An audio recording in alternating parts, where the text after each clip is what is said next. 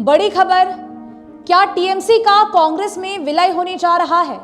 नमस्कार, मैं रियांशी और आप देख रहे हैं खबर समय। सुनकर बड़ा अजीब सा लगता है कि जिस टीएमसी को ममता बनर्जी ने अपने खून और परिश्रम से सींचा था और बरसों की मेहनत के बाद उसे एक राष्ट्रीय पार्टी का दर्जा देने की कोशिश की, अब उसी पार्टी का कांग्रेस में विलय होने जा रहा है। हालांकि ये एक अविश्वसनीय खबर से प्रतीत होती है, पर राजनीति के खेल को समझ पाना किसी के लिए भी आसान नहीं होता।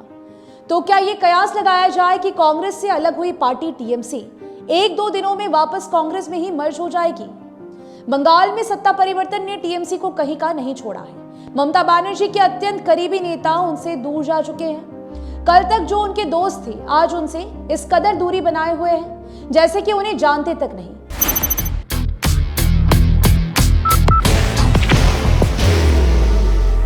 There will only be one insignia.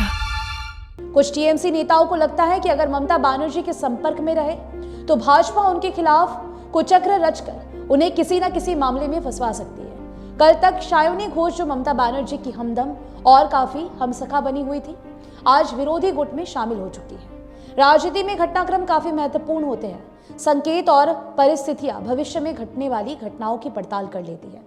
जिस तरह से दिल्ली में टीएमसी के घटनाक्रम बदल रहे हैं, उन्हें नजरअंदाज नहीं किया जा सकता है। ममता बनर्जी और अभिषेक बनर्जी आखिर तक प्रयास में जुटे रहे कि किसी तरह से टीएमसी को बचाया जाए, लेकिन अब उन्हें लगता है कि टीएमसी के वजूद को बचा पाना असंभव सा है। आज का घटनाक्रम तो साफ इशारा है कि टीएमसी का कांग्रेस में विलय की स्क्रिप्ट तैयार हो चुकी है। बाहर की भागदौड़ अब नहीं तोड़ेगा आपके घर का सुकून। SBM गोल्ड UPVC विंडोज, आपके घर का सुकून।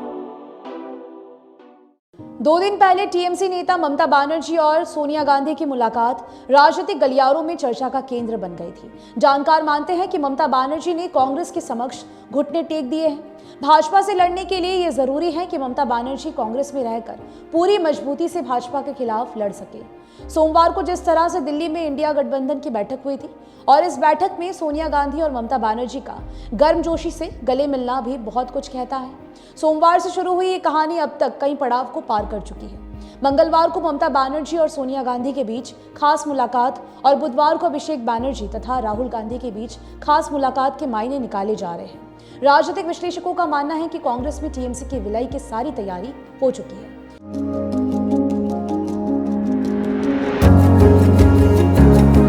मनोकामना हॉस्पिटल, इस्कॉन मंदिर रोड, सेवक रोड, सिलीगुड़ी।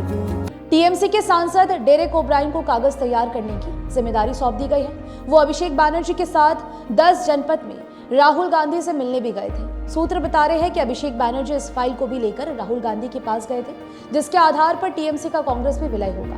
10 जनपद राहुल गांधी का निवास स्थान है। दिल्ली के राजनीतिक गलियारों में यह खबर छन कर निकल रही है कि कोलकाता लौटने से पहले ममता बनर्जी की टीएमसी का कांग्रेस में विलय हो जाएगी। हालांकि ये सभी अटकलें हैं, परंतु मीडिया खबरों से पता चलता है कि जब अभिषेक बनर्जी 10 जनपद पहुंचे तो उनके हाथ में एक मोटी फाइल थी।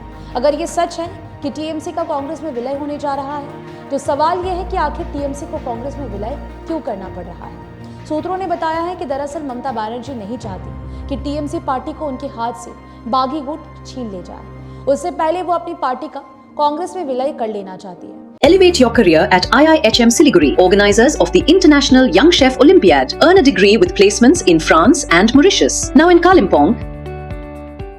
सूत्रों से मिल रही जानकारी के अनुसार कांग्रेस की तरफ से टीएमसी को पहले ही कांग्रेस में विलय का ऑफर दिया गया था।